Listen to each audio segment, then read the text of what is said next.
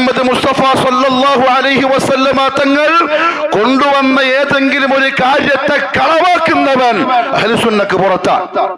അവരിൽപ്പെട്ടവരാണ് നമ്മുടെ നാട്ടിലുള്ള ഖാദിയാനികൾ. മടക്കേരിക്കാർക്ക് ഖാദിയാനെ പറ്റി കൂടുതൽ പറഞ്ഞിട്ട് കാര്യമില്ല, അറിയായിരിക്കും. ഖാദിയാനികൾ മുസ്ലിമല്ല, അഹ്ലുസുന്നയിൽപ്പെട്ടവരല്ല. അല്ലാഹുവിനെ വെല്ലുവിളിച്ചവർ, ഖുർആൻ നിഷേധിച്ചവർ, മുഹമ്മദ് മുസ്തഫയുടെ സുന്നത്തിനെ കൊന്നുകളഞ്ഞവർ കോലത്തിൽ മുസ്ലിമായിരിക്കും. പള്ളിയുണ്ടാവും, മദ്രസയുണ്ടാവും, ബാങ്ക് വിളിക്കുന്നുണ്ടാവും, ലാ ഇലാഹ ഇല്ലല്ലാഹ് ഉറക്കെ പറയുന്നുണ്ടാവും.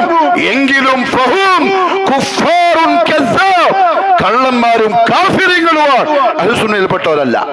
എന്തുകൊണ്ട്? ചെറിയൊരു അബദ്ധം പറ്റിപ്പോയി.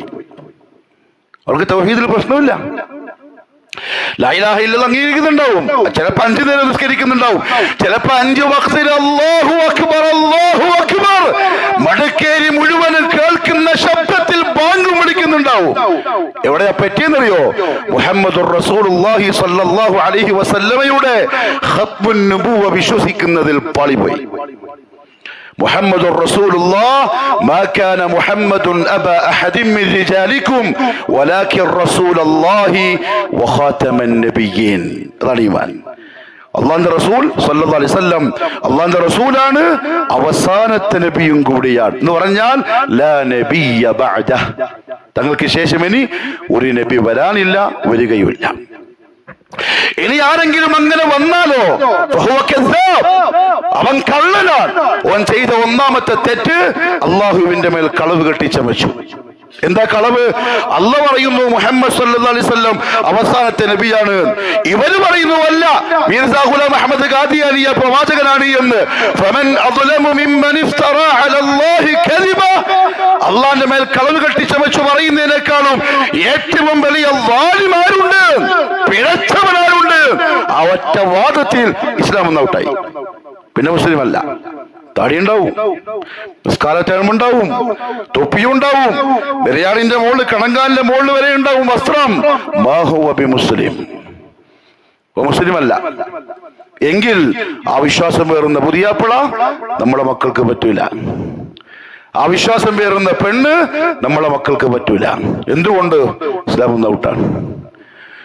ശൈഖുൽ ഇസ്ലാം ഇബ്നു തൈമിയ്യ റഹിമഹുല്ലാഹു തആല പറഞ്ഞു, രണ്ടാമത്തെ കാര്യം എന്താ അറിയോ? മുഹമ്മദുർ റസൂലുള്ളാഹി സ്വല്ലല്ലാഹു അലൈഹി വസല്ലം നമുക്ക് പറഞ്ഞു തന്നിട്ടുണ്ട്, ഞാൻ അവസാനത്തെ നബിയാണ്. ഇവരത് അംഗീകരിക്കുന്നില്ലെങ്കിൽ അള്ളാഹുവിന്റെ റസൂലിന്റെ അഖ്ബാറിനെ തക്ദീബ് ചെയ്തവനാണ്. റസൂലുള്ളാഹി അറിയിച്ചെന്നൊരു സത്യത്തിനെ കളവാക്കിയവനാണ്. അതോടെ ഷഹാദത്ത് ബാത്തിലായി, ഇസ്ലാം നിന്ന് പുറത്തായി. എന്റെ പൊന്നു മുഅ്മിനീങ്ങളെ, അങ്ങനെ ആരെങ്കിലും അഥവാ വിവാഹത്തിൽ ഏർപ്പെട്ടാൽ, മടക്കേരിയിലെ ഒരു മുസ്ലിമത്തായ പെണ്ണ്, ഉദാഹരണം പറയാം, മുസ്ലിമത്ത് എന്ന് പറഞ്ഞാൽ ലാ ഇലാഹ ഇല്ലല്ലാഹ് മുഹമ്മദുർ റസൂലുള്ളാഹ് അംഗീകരിച്ച പെണ്ണ്, ശിർക്കാണെങ്കിലോ ചർച്ചയില്ല. ശിർക്ക് ചെയ്ത പെണ്ണാണെങ്കിൽ അവള് മുസ്ലിമത്തല്ല, ചർച്ചയില്ല. തൗഹീദുള്ള പെണ്ണാണെങ്കിൽ, അല്ലാഹുവിന്റെ റസൂലിന്റെ സുന്നത്ത് അനുസരിച്ച് ജീവിക്കുന്ന പെണ്ണാണെങ്കിൽ, അവളെങ്ങാനും ഏതെങ്കിലും ഒരു ഖാദിയാനി ചെക്കനെ കല്യാണം കഴിച്ചാൽ ആ നിക്കാഹ് ബാത്തിലാണ്. അവിടെ നിന്ന് അങ്ങോട്ട് അവരുടെ ജീവിതം സിനയിലാണ്, വ്യഭിചാരത്തിലാണ്. അവർക്കുണ്ടാകുന്ന മക്കൾ വ്യഭിചാര ജാലസന്തതികളാണ്. മാതാപിതാക്കൾ സൂക്ഷിച്ചോടെ. അവസാനം വന്ന് കരുതിയിട്ട് കാര്യം ഉണ്ടാവില്ല. മക്കൾ വളർന്നു വരുമ്പോൾ ശ്രദ്ധിക്കണം. അള്ളാഹു നമ്മളെ മക്കളെ കാക്കട്ടെ.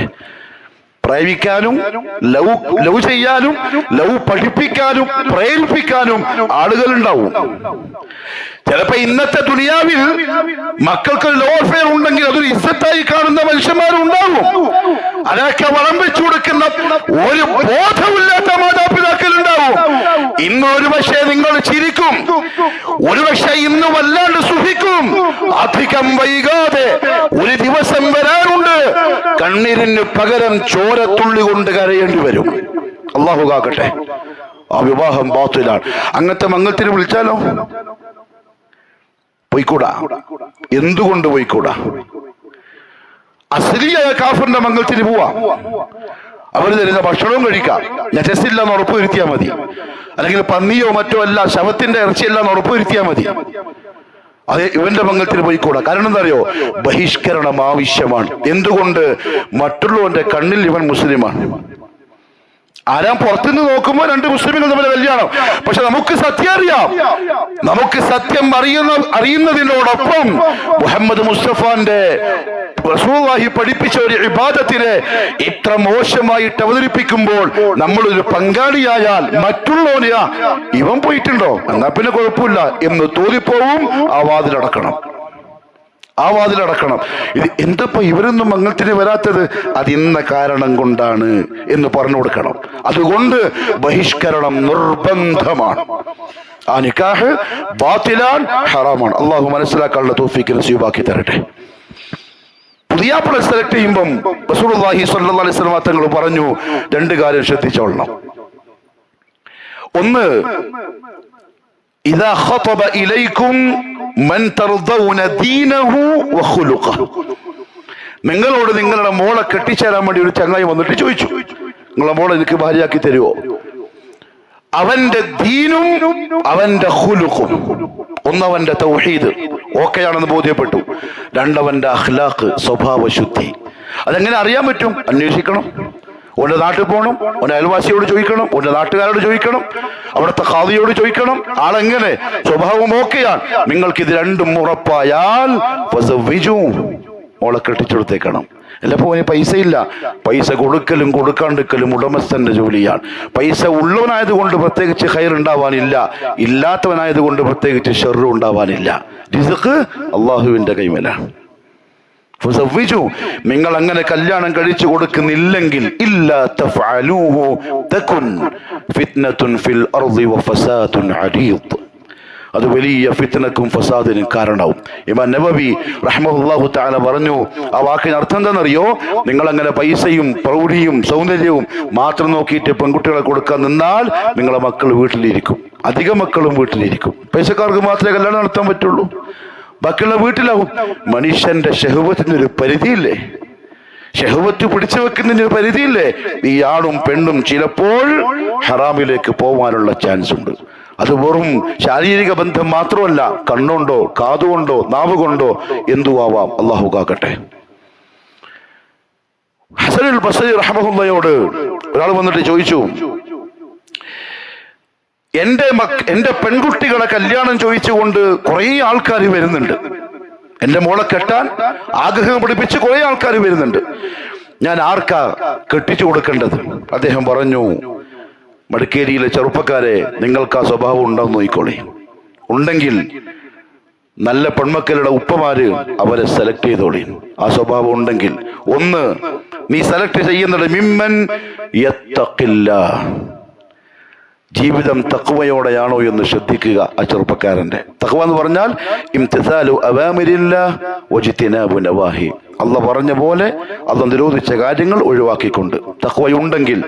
രണ്ടാമത്, കാരണം തഖ്വയുണ്ടെങ്കിൽ ഫഇൻ അഹബ്ബഹാ അക്റമഹാ, ആ പെണ്ണിനെ അവൻ ഇഷ്ടമായാൽ അവളെ അവൻ ആദരിക്കും, അവൻ തലയിൽ വെച്ച് നടക്കും, അവന്റെ കൊട്ടാരത്തിലെ രാജ്ഞിയാക്കും ആ പെണ്ണിനെ. ദീനി ബോധം ഉണ്ടെങ്കിൽ ഇല്ലേ, പ്രതീക്ഷിക്കേ വേണ്ട, മോൾ അവിടെ പോയിട്ട് കരയേ ഉള്ളൂ. നമ്മൾ വിചാരിക്കും നല്ല സൗന്ദര്യമുണ്ട്, നല്ല വണ്ടിയുണ്ട്, നല്ല കൊട്ടാരം പോലത്തെ പുരയുണ്ട്, പക്ഷെ അതിൻ്റെ ഉള്ളിൽ ചിലപ്പോൾ കരച്ചിലും കണ്ണീരും മാത്രമേ. അള്ളാഹു കാത്തിരക്ഷിക്കട്ടെ. അദ്ദേഹം പറഞ്ഞു, ഇനി ആ പെണ്ണ് ഇവനെ ദേഷ്യം പിടിപ്പിച്ചു, ഈ മാപ്പിളിന് എന്തോ സ്വഭാവം കൊണ്ടോ വർത്താനം കൊണ്ടോ ദേഷ്യം പിടിച്ചാലും ലാ യദ്ലിമുഹ, ഇവൻ ആക്രമിക്കൂല, ആ പെണ്ണിനെ ഇവൻ ദുൽമ ചെയ്യൂല, ദ്രോഹിക്കൂല. കാരണം ഇവന് മതബോധമുണ്ട്, അള്ളാഹുവിനെ പേടിയുണ്ട്, ആ പെണ്ണിനിക്ക് സ്വന്തമായത് അള്ളാഹിനെ സാക്ഷിയാക്കിയിട്ടാണ് എന്നുള്ള ബോധമുണ്ടാവും. എന്റെ മോൾക്ക് അവിടെ സുരക്ഷിതത്വം ഉണ്ടാവും. അങ്ങനെ ആളാണെങ്കിൽ ഓന് കെട്ടിച്ചെടുത്തോളി. ഇതാണ് പുതിയാപ്പിളിന്റെ ക്വാളിഫിക്കേഷൻ. ഇനി പെൺകുട്ടിയാണെങ്കിൽ റസൂലുള്ളാഹി സ്വല്ലല്ലാഹു അലൈഹി വസല്ലം പറഞ്ഞു, തങ്ങളുടെ ആൾ ചോദിച്ചു, യാ റസൂലല്ലാഹ് അയ്യുൻ നിസാഇ ഖൈർ, ആരാണ് ഏറ്റവും നല്ല പെണ്ണ് എനിക്ക് കെട്ടാൻ? ദുനിയാവിൽ പലതും നോക്കുന്നുണ്ടാവും, നോക്കാൻ പാടില്ല എന്നല്ല, എന്നാൽ റസൂലുള്ളാഹി സ്വല്ലല്ലാഹു അലൈഹി വസല്ലം പറഞ്ഞു, അല്ലതി തസുറുഹു ഇദാ നളറ ഇലൈഹ, ഒന്ന് അവളെ ഒന്ന് നോക്കിയാൽ മതി, ഭർത്താവിന് വലിയ ആശ്വാസം കിട്ടും, വലിയ സമാധാനം കിട്ടും. എങ്ങനെ? അവൾ സാലിഹത്തായിരിക്കും, അവളുടെ കോലം, അവരുടെ ചിട്ട, അടക്കം, അവരുടെ തീന്, അവരുടെ സ്വഭാവം, അവരുടെ വൃത്തി, വീടിന്റെ വൃത്തി, മക്കളുടെ തർബിയത്ത്, ഇതെല്ലാം കാണുമ്പം ഇവന് സമാധാനം ഉണ്ടാവും. ഇവൻ കൽപ്പിച്ചാൽ അവൾ അനുസരിക്കും. പോടാന്ന് പറയില്ല. പക്ഷെ ഇപ്പോഴത്തെ ഫാഷൻ പോടാന്ന് പറയല. ഇപ്പോഴത്തെ ചങ്ങാതിമാരെ പിന്നെ ഫാഷൻ എന്ന് പറഞ്ഞാൽ മാപ്പിളിനെ പട്ടി, പുതിയ പെണ്ണിനെ പട്ടിച്ചി എന്ന് വിളിക്കലാണ് ഇപ്പോഴത്തെ ഫാഷൻ. അതൊരു ഇസ്സത്ത് പോലെ. മാപ്പിള എന്തെങ്കിലും പറഞ്ഞാൽ മതി, അനുസരിച്ചിരിക്കും. ഏതുവരെന്നറിയോ? ഫഖീഹിന്റെ ഉലമാക്കൾ പറഞ്ഞു, പെണ്ണിന്റെ ഉപ്പ മരിച്ചു, ഭാര്യന്റെ ഉപ്പ മരിച്ചു. ഭാര്യ ഫോൺ ചെയ്യും മാപ്പിളക്ക്, എന്റെ ഉപ്പ മരണപ്പെട്ടു, ഞാനൊന്ന് പോയിക്കോട്ടെ. അയാൾ എന്തോ തിരക്കിലായിരുന്നു. വേണ്ട, ഇപ്പം പോണ്ട. അവൾക്ക് പോകൽ ഹറാം, അവൾക്ക് പോവൽ ഹറാം. കാരണം ഭർത്താവ് പറഞ്ഞത് അനുസരിച്ചേ പറ്റുള്ളൂ. തുതിഉഹു ഇദാ അമർ വലാ തുഖാലിഫുഹു ഫീ നഫ്സിഹാ വലാ ഫീ മാലിഹി ബിമാ യക്റഹ്. അയാൾക്ക് വെറുപ്പുണ്ടാകുന്ന തരത്തിൽ അവളുടെ ശരീരമോ അയാളുടെ സമ്പത്തോ ഇവള് കൈകാര്യം ചെയ്യൂല. അവളെ ശരീരം അവളെ സംരക്ഷിക്കും. അന്യന് ഇവളുടെ ശരീരം ഒരു പൊടി കാണിച്ചു കൊടുക്കൂല. അങ്ങനത്തെ പെണ്ണ് കിട്ടും നോക്ക്. അങ്ങനത്തെ പെൺകുട്ടികളുണ്ടോ നോക്ക്. ശരീരം മുഴുവനും മറച്ച്, മുഖവും മറച്ച്, കയ്യും മറച്ച്, ഞാൻ എനിക്ക് മഹർ തന്ന ഭർത്താവിന് അവകാശപ്പെട്ടവളാണ്, ലോകർക്കുള്ളതല്ല എന്ന നല്ല ബോധത്തോടെ ജീവിക്കുന്ന പെണ്ണുണ്ടെങ്കിൽ ഇന്നത്തെ അവസ്ഥ എന്താണെന്നറിയോ?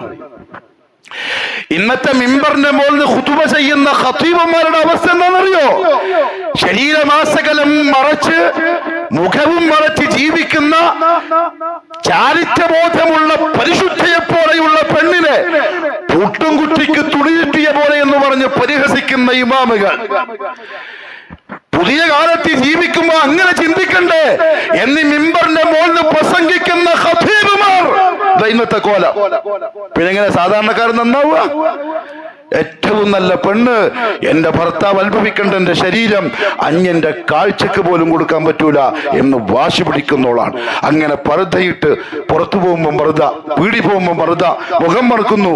അതേപോലെ മഹറമല്ലാത്തൊരു അജ്നബി വീട്ടുകാരനാണെങ്കിലും ഒലെ മുമ്പ് പോകുന്നില്ല. അവൾ ഏറ്റവും നല്ല മോളാണ്. അവള് മുത്തുപോലത്തെ മോളാണ്. റാഞ്ചെടുത്ത് കെട്ടിക്കൊള്ളും അങ്ങനത്തെ പെൺകുട്ടികളുണ്ടെങ്കിൽ. അങ്ങനെയാ പെണ്ണാവേണ്ടത്. അല്ലാണ്ട് ഇത് എല്ലാവർക്കും നോക്കാം, എല്ലാവർക്കും കാണാം, എല്ലാവർക്കും തോണ്ടാം. ഇത് ചാരിത്രശുദ്ധിയുള്ള പെണ്ണല്ല. മറിയം ജിബ്രീൽ വന്നു അള്ളാഹുവിന്റെ കൽപ്പന പ്രകാരം ഈസന്റെ റൂഹുദാൻ അലൈഹിസ്സലാം, മറിയം അലൈഹിസ്സലാം പറഞ്ഞ വാക്കെന്താ അറിയോ? അള്ളാഹുവിനെ പേടിയുണ്ടെങ്കിൽ മാറി നിൽക്കങ്ങോട്ട്. നീ അജ്നബിയല്ലേ, ഞാൻ നിനക്കൊരു അന്യ പെണ്ണല്ലേ, നീ അള്ളാഹുവിനെ പേടിക്കുന്നില്ലേ? അപ്പോഴാ ജിബ്രീൽ പറഞ്ഞത്, അറിയാം ഞാൻ അങ്ങനത്തെ ഒരു മനുഷ്യനല്ല, ഞാൻ ജിബ്രീലാണ്, എന്നെ അള്ളാഹു അയച്ചതാണ്. ആയത്തിന്റെ തഫ്സീർ ഉലമാക്കൾ എഴുതി, പെൺകുട്ടി അങ്ങനെയാവണം. അങ്ങനെ ഇന്ന് അങ്ങനെയാ വളർത്തുന്നത്. അള്ളാഹു മനസ്സിലാക്കാനുള്ള തൗഫീഖ് നസീബാക്കി തരട്ടെ. പുതിയാപ്പിളുടെയും പുതിയ പെണ്ണിന്റെയും രണ്ട് സ്വഭാവങ്ങൾ ഓർമ്മയിൽപ്പെടുത്തിയെന്ന് മാത്രം. കാരണം നിക്കാഹിൽ ആദ്യം പരിഗണിക്കേണ്ടത് ഇണകളുടെ ദീനാണ്. രണ്ടാമത്തെ കാര്യം, പ്രിയപ്പെട്ടവരെ, അങ്ങനെ ദീൻ പരിഗണിച്ച് കണിശതയോടെ നടക്കുന്ന വിവാഹമാണെങ്കിൽ ഒരിക്കലും ആ വിവാഹത്തിന് കൂടുതൽ പ്രസംഗിച്ചു കൊടുക്കേണ്ട കാര്യമില്ല. എന്തുകൊണ്ടെന്ന് വെച്ചാൽ അവിടെ ഒന്ന് അള്ളാഹുവിന്റെ ദീനിന്റെ നിരക്കാത്ത സംഗതികളൊന്നും ഉണ്ടാവില്ല. പ്രത്യേകിച്ചും ഇസ്റാഫ്, അമിതവ്യയം. പൈസ ഉണ്ടാവും, പക്ഷെ ഓരോന്നിനും ഒരു കണക്കുണ്ട്. രണ്ട് വാക്ക് അല്ലാഹു സുബ്ഹാനഹു വ തആല പറഞ്ഞു, ലാ തുസ്രിഫു ഇന്നല്ലാഹ ലാ യുഹിബ്ബുൽ മുസ്രിഫീൻ. നിങ്ങൾ അമിതം കാണിക്കല്ല. ഞാൻ നിനക്ക് തന്നിട്ടുണ്ട് എന്ന് വെച്ചിട്ട് നീ അങ്ങ് എടുത്തിടല്ല. കാരണം അള്ളാഹുവിന് ഇസ്റാഫ് കാണിക്കുന്നവനെ ഇഷ്ടമല്ല. അത് പുതിയാപ്പിളിനെയും പുതിയന്റെയും വസ്ത്രത്തിന്റെ വിഷയത്തിലാണെങ്കിലും, കല്യാണ മണ്ഡപം അല്ലെങ്കിൽ ഹാള് തിരഞ്ഞെടുക്കുന്ന വിഷയത്തിലാണെങ്കിലും, അതിന്റെ ഡെക്കറേഷൻസിലാണെങ്കിലും, ഭക്ഷണത്തിൻ്റെയിലാണെങ്കിലും, ബാക്കി എന്ത് പരിപാടിയിലാണെങ്കിലും ഇസ്റാഫ് വരുന്നുണ്ടോ ഇല്ലേ എന്ന് ശ്രദ്ധിച്ചോളേ. ആർക്കാ അറിയാം ഇസ്റാഫ് ആയോ ഇല്ലേ എന്ന്? അവനവനറിയാം. എനിക്ക് അള്ളാഹു തന്നെ എനിക്കേ അറിയുള്ളൂ, നിങ്ങൾക്ക് തന്നെ നിങ്ങൾക്കേ അറിയുള്ളൂ. ഞാൻ എത്ര ചെലവാക്കുന്നുണ്ട്, പരിധിക്കപ്പുറത്ത് പോയോ എന്ന് എനിക്കറിയാം, നിങ്ങൾക്കും അറിയാം. വലാ തുസ്രിഫു, ഇസ്റാഫാക്കണ്ട. ഇതെല്ലാം ആൾക്കാരെ കാണിക്കാൻ വേണ്ടിയിട്ടാണ്. പേരിനാണ്, പെരുമക്കാണ്. ഒന്നുകിൽ ഞാൻ മരിക്കും വരെ, ഇല്ലെങ്കിൽ നമ്മൾ ആരെ കാണിച്ചോ അവര് മരിക്കുന്നവരെ, ഇല്ലെങ്കിൽ നമ്മളെ ഈ തലമുറ ജീവിച്ചിരിക്കുന്നവരെ. അത് കഴിഞ്ഞാൽ സംഭവം കഴിഞ്ഞു. പക്ഷെ ഇസ്രാഫിൻ്റെത് അവിടെ രേഖപ്പെട്ട് കിടക്കുന്നുണ്ട്, അത് മറക്കൂല. അതുകൊണ്ട് അല്ലാഹു സുബ്ഹാനഹു വ തആല കുറച്ച് കണിശമായി പറഞ്ഞത് വലാ തുബദ്ദിർ തബ്ദീറാ ഇന്നൽ മുബദ്ദിരീന കാനൂ ഇഖ്വാനശ് ശയാത്തീൻ. അമിതം കാണിക്കല്ലേ, കാരണം അങ്ങനെ ചെയ്യുന്നവർ പിശാചിന്റെ സഹോദരങ്ങളാണ്, പിശാചിന്റെ കൂടപ്പുറപ്പുകളാണ്. വളരെ ശ്രദ്ധിക്കണം. മിമ്പറിന്റെ മുകളിൽ നിന്ന് കൂടുതൽ പറയേണ്ട കാര്യമില്ല. എന്താ ഇസ്രാഫ്, എന്താ ഇനി നടക്കുന്നത് കൃത്യമായിട്ടറിയാം. ഇസ്രാഫ്. രണ്ടാമത്തെ കാര്യം ഇഖ്തിലാത്ത്, ആണും പെണ്ണും കൂടിക്കലരുക. ദീനുൽ ഇസ്ലാം ഒരു കാരണവശാലും സമ്മതിക്കൂല. അന്യൻ തന്നെ എവിടെയാണെങ്കിലും. മുഹമ്മദ് സല്ലല്ലാഹു അലൈഹി വസല്ലം തങ്ങളുടെ ഭാര്യമാരെ പറ്റി അള്ളാഹു പറഞ്ഞു പരിശുദ്ധ ഖുർആനിൽ. നമുക്കൊരു ധാരണയുണ്ട്, അങ്ങനെയൊന്നും തോന്നൂല, ഹാളല്ലേ, അവിടെ നിന്ന് ആരെന്ത് തോന്നാൻ, എന്ത് ചെയ്യാൻ. അള്ളാഹുവിന്റെ റസൂലിന്റെ ഭാര്യമാർ ഉമ്മഹാത്തുൽ മുഅ്മിനീൻ, ദീനിന്റെ അങ്ങേയറ്റം, തഖ്വയുടെ അങ്ങേയറ്റം. നാളെ സ്വർഗത്തിലും റസൂലുള്ളാഹിന്റെ ഭാര്യമാർ. അവരെ പറ്റി അള്ളാഹു പറയാൻ വഇദാ സഅൽതുമൂഹുന്ന മതാഅൻ, നിങ്ങൾക്ക് അല്ലാഹുവിന്റെ റസൂലിന്റെ ഭാര്യമാരായ നിങ്ങളുടെ ഉമ്മമാരോട് എന്തെങ്കിലും ചോദിക്കാനുണ്ടെങ്കിൽ ഫസ്അലൂഹുന്ന മിൻ വറാഇ ഹിജാബ്, മറയുടെ ഇപ്പുറത്ത് നിന്നിട്ടേ ചോദിക്കാൻ പാടുള്ളൂ, നേർക്ക് നേരെ നോക്കാൻ പാടില്ല. ഉമ്മയോട്, അല്ലാഹുവിന്റെ റസൂലിന്റെ ഭാര്യയോട് ആർക്കെന്ത് തോന്നാനാണ്? പക്ഷെ ചോദിക്കാനുണ്ടെങ്കിൽ നേർക്ക് നേരെ ആയിക്കൂടാ, മറന്റെ ഇപ്പുറത്തെ ആകുമ്പോൾ. ഉമ്മു സലമ റളിയല്ലാഹു അൻഹ പറഞ്ഞു, റസൂലുള്ളാഹി സ്വല്ലല്ലാഹു അലൈഹി വസല്ലം ജമാഅത്ത് നിസ്കാരം കഴിഞ്ഞാൽ സലാം വീട്ടി കഴിഞ്ഞ് അവിടെ ഇരിക്കും, എണീക്കൂല. അതിന്റെ ഉമ്മു സലമ പറയാണ്, അതെന്തിനാണെന്നറിയോ? പിറകിലുള്ള പെണ്ണുങ്ങൾ പെട്ടെന്ന് ഇറങ്ങിപ്പോവാൻ. അപ്പൊ പള്ളിയിൽ പെണ്ണുങ്ങളും ഉണ്ട്, ബാക്കിലുള്ള സ്ത്രീകള് പെട്ടെന്ന് ഇറങ്ങിപ്പോവാൻ. കാരണം റസൂലുള്ള എഴുന്നേറ്റാൽ സഹാബാക്കളെല്ലാം എഴുന്നേക്കും. അപ്പൊ ആണും പെണ്ണും എല്ലാം മിക്സ് ആവും. പള്ളിയിലുള്ളില് എന്താവാനാ? അതും സഹാബാക്കള്. ആരാരെ നോക്കാനാ, ആരാരെ തൊടാനാ? ഒന്നുമില്ല. എന്നിട്ട് പള്ളിക്കുള്ളിൽ വെച്ച് പോലും മുഹമ്മദ് സല്ലല്ലാഹു അലൈഹി വസല്ലം അത് സൂക്ഷിച്ചുവെങ്കിൽ പള്ളിക്ക് പുറത്ത് ശൈത്താന്റെ സ്ഥലങ്ങളിൽ പ്രത്യേകിച്ചും എത്രത്തോളം ശ്രദ്ധിക്കണം. അവിടെ എന്റെ പ്രിയപ്പെട്ടവരെ, നിക്കാഹ് പുണ്യമുള്ള സംഗതിയാണ്, ഒരു ഇബാദത്താണ്. അതിൽ ഇപ്പറഞ്ഞ സംഗതികൾ കടന്നുകൂടാ. വിവാഹം നിശ്ചയിക്കുന്ന സമയം മുതൽ, ഇണകളെ സെലക്ട് ചെയ്യുന്ന കാര്യം മുതൽ, അതെവിടെ നടക്കണം, എങ്ങനെ നടക്കണം, എല്ലാത്തിലും ഇസ്ലാമിന്റെ ഒരു നിയമമുണ്ട്, അത് പാലിച്ചിരിക്കണം.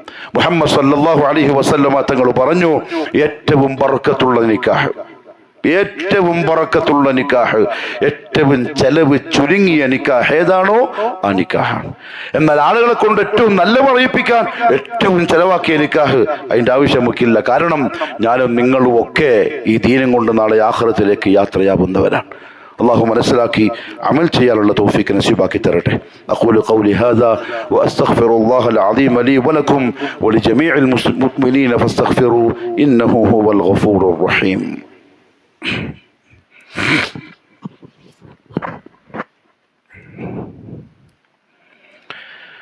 الحمد لله رب العالمين والصلاة والسلام على نبينا محمد وآله وصحبه أجمعين. أما بعد فيا أيها الناس أوصيكم وإياي ثانيا بتقوى الله. അള്ളാഹുവിന്റെ സത്യവിശ്വാസികളായ അടിമകളെ, ജീവിതത്തിന്റെ എല്ലാ മേഖലകളിലും കഴിവിന്റെ പരമാവധി അള്ളാഹുവിനെ സൂക്ഷിക്കണേ എന്നെന്നോടും നിങ്ങൾ ഓരോരുത്തരോടും ഒരിക്കൽ കൂടി ഉപദേശിക്കുന്നു, വസിയ്യത്ത് ചെയ്യും.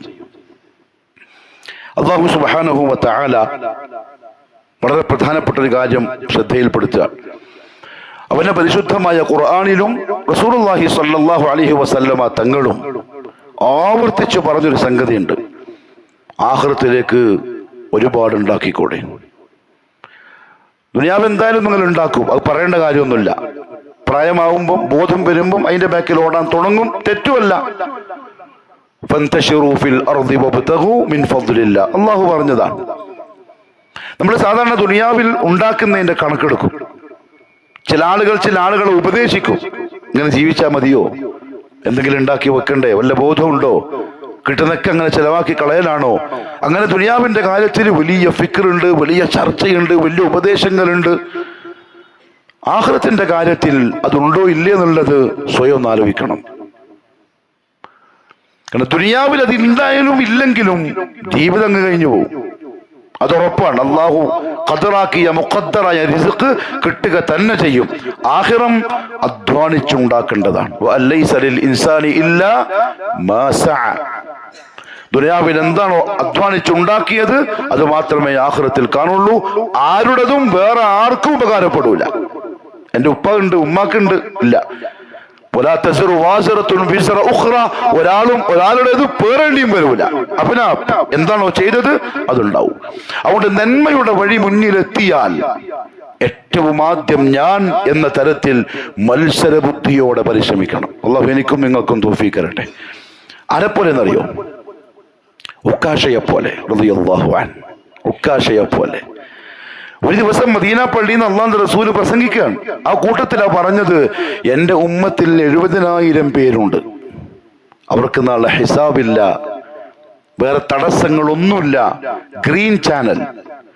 ഖബറിൽ നിന്ന് എഴുന്നേറ്റ് വരുന്നു, മലക്കുകൾ കൂട്ടത്തോടെ വരുന്നു, ആനയിച്ച് സ്വർഗത്തിലേക്ക് കൊണ്ടുവന്നു. ഒരു പ്രശ്നവും അവർക്കില്ല. 70,000 ആളുകൾ. സഹാബാക്കൾക്ക് രോമം എഴുന്നേറ്റ് വന്നു. കാരണം അവര് കൊതിക്കുന്നതിന് അതിനു വേണ്ടിയിട്ടാണ്. ഉടനെ ഉക്കാശ റളിയല്ലാഹു അൻഹു എഴുന്നേറ്റു. യാ റസൂലല്ലാഹ്, എന്നെ ആ കൂട്ടത്തിൽ പെടുത്താൻ ഒന്ന് ദുആ ചെയ്യണേ. മുഹമ്മദ് സല്ലല്ലാഹു അലൈഹി വസല്ലം പറഞ്ഞു, അൻത മിൻഹും, നീ ആ കൂട്ടത്തിലാണ്. വല്ലാഹ്, നാളെ ഉക്കാശ റളിയല്ലാഹു അൻഹു ഒരു ബുദ്ധിമുട്ടില്ലാണ്ട് ഖബറിൽ നിന്ന് എഴുന്നേക്കും, നേരെ പോകും സ്വർഗത്തിലേക്ക്. ഇത് കേട്ടപ്പോൾ അടുത്തിരുന്ന സഹാബിക്ക് ആവേശമായി. കാരണം അല്ലാഹുവിന്റെ റസൂലാ പറയുന്ന ആ കൂട്ടത്തിൽ ചാടി എഴുന്നേറ്റു. യാ റസൂലല്ലാഹ്, എനിക്കും വേണ്ടിയും. സബഖക ബിഹാ ഉക്കാശ. ആ ചാൻസിന്റെ ചങ്ങായി ഉക്കാശ കൊണ്ടുപോയി. നിങ്ങൾക്ക് എന്താ ആദ്യം ചോദിച്ചൂടെ? അതാണ് മത്സരബുദ്ധി. നന്മയുടെ കാര്യത്തിൽ ഞാൻ ആദ്യം എന്ന നിലക്ക് പരിശ്രമിക്കാൻ പറ്റണം. അവിടെല്ലേ ഉമർ റളിയല്ലാഹു അൻഹു പറഞ്ഞത്, അബൂബക്കറിനെ തോൽപ്പിക്കാൻ പല പ്രാവശ്യം ഞാൻ ശ്രമിച്ചു, പല നന്മയിലും. റസൂലുള്ളാഹി ചോദിക്കും, ഇന്ന് ആർക്കെങ്കിലും സുന്നത്ത് നോമ്പുണ്ടോ? അന യാ റസൂലല്ലാഹ്. ഇന്നാരെങ്കിലും രോഗിയെ സന്ദർശിച്ചോ? അന യാ റസൂലല്ലാഹ്. ഇന്നാരെങ്കിലും യതീമിന് ഭക്ഷണം കൊടുത്തോ? അന യാ റസൂലല്ലാഹ്. ഇന്നാരെങ്കിലും മയ്യത്ത് പരിപാലനത്തിൽ പങ്കെടുത്തോ? അന യാ റസൂലല്ലാഹ്. എല്ലാത്തിനും അബൂബക്കർ സിദ്ദീഖ് റളിയല്ലാഹു അൻഹു. ഒരു ദിവസം ഉമർ പറഞ്ഞു, മുഹമ്മദ് സല്ലല്ലാഹു അലൈഹി വസല്ലം യുദ്ധത്തിന്റെ ആവശ്യാർത്ഥം സമ്പത്ത് സമാഹരിക്കാൻ പൈസ കൂട്ടാൻ വേണ്ടി പറഞ്ഞു. ഞാൻ എൻ്റെ നിസ്ഫുൽ മാല് കൊണ്ടേ, നമ്മൾ പലപ്പോഴും കേട്ട കഥയാണ്, പക്ഷെ നമ്മളിന്ന് നമ്മളെ പറ്റി ചിന്തിക്കണം. എൻ്റെ സ്വത്തിന്റെ പകുതി കൊണ്ടേ. എനിക്കും പറ്റൂല, നിങ്ങൾക്ക് ആർക്കും പറ്റൂല. അല കൊടുക്കുക സ്വത്തിന്റെ പകുതി. അത് സഹാബിയ. അബൂബക്കർ സിദ്ദീഖും കൊണ്ടുവന്നു, പള്ളിയിൽ എല്ലാരും കൊണ്ടുവന്നു. ഞാനിങ്ങനെ നോക്കി, എന്താണ് എൻ്റെ ചങ്ങാതി അബൂബക്കർ കൊണ്ടുവന്നത്? ഇത്രയേ ഉള്ളൂ, കുറച്ച് വാള്, സ്വർണ്ണ നാണയം, ഒരു പരിച. അപ്പൊ ഞാൻ മനസ്സിൽ പറഞ്ഞു, ഇന്നെങ്കിലും നന്മയിൽ ഞാൻ അബൂബക്കറിനെ തോൽപ്പിച്ചിരിക്കും. മുഹമ്മദ് സല്ലല്ലാഹു അലൈഹി വസല്ലം പള്ളിയിലേക്ക് വന്നു. നേരെ വന്നത് ഉമറിന്റെ അടുത്തേക്കാണ്. യാ ഉമർ, എന്തു കൊണ്ടുവന്നു എന്ന് ചോദിച്ചില്ല. എന്തു കൊണ്ടുവന്നു ചോദിച്ചാൽ പകുതി ഉണ്ടെന്ന് പറയാമല്ലോ. മാ അബ്ഖൈത ലി അഹ്ലിക യാ ഉമർ.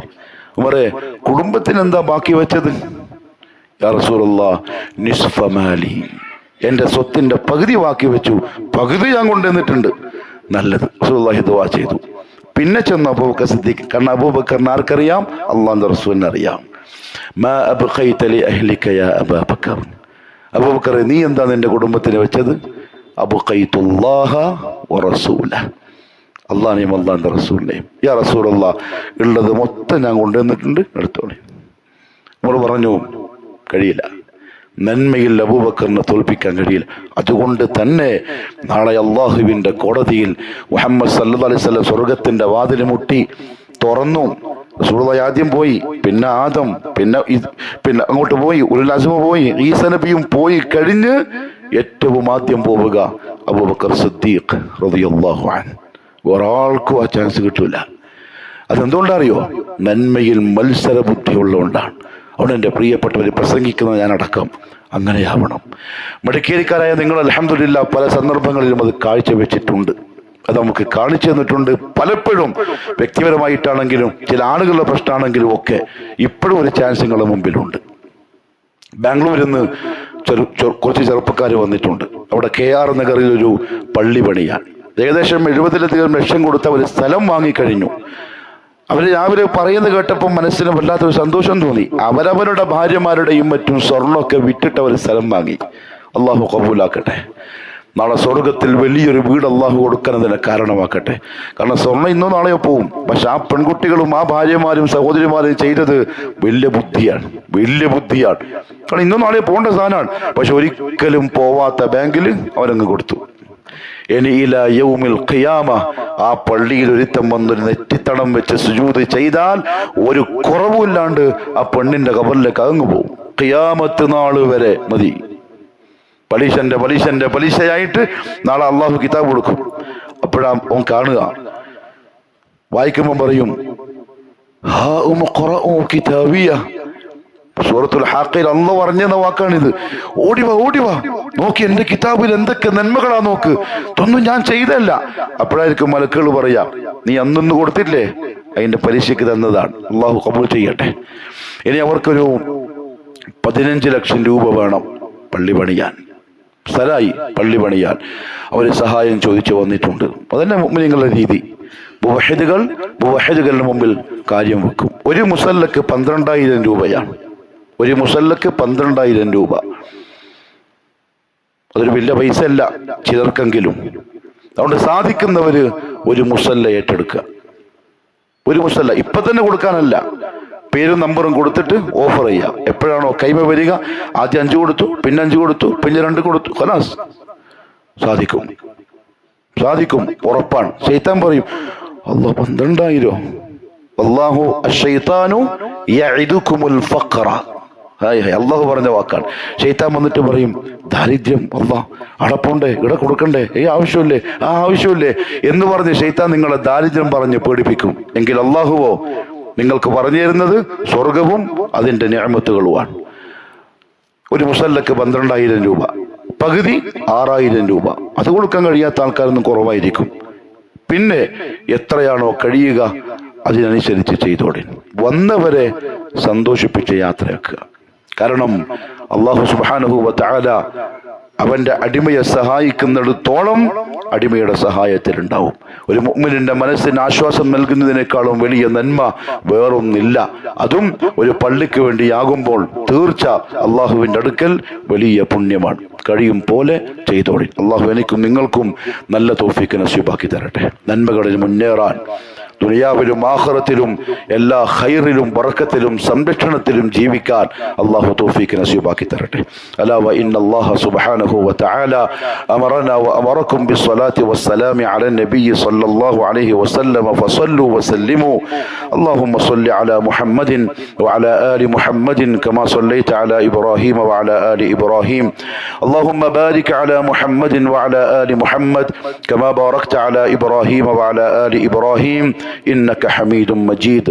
اللهم اغفر للمؤمنين والمؤمنات والمسلمين والمسلمات الأحياء منهم والأموات إنك مجيب الدعوات وقاضي الحاجات. اللهم أعز الإسلام والمسلمين وأذل الشرك والمشركين وانصر الإسلام والمسلمين والمجاهدين في سبيلك يا رب العالمين. ربنا آتنا في الدنيا حسنة وفي الآخرة حسنة وقنا عذاب النار. وصلى الله على نبينا محمد وعلى آله وصحبه وسلم.